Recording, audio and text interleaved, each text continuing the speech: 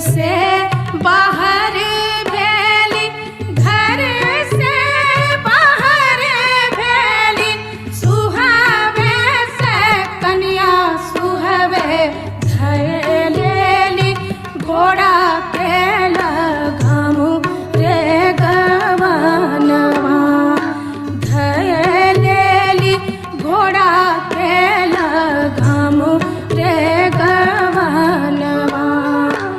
अपने त जाइ छी प्रभु देश रे विदेशवास, देश रे विदेशवास, हमरा के कहाँ छोड़ ले जाइ छी रे गवनवा।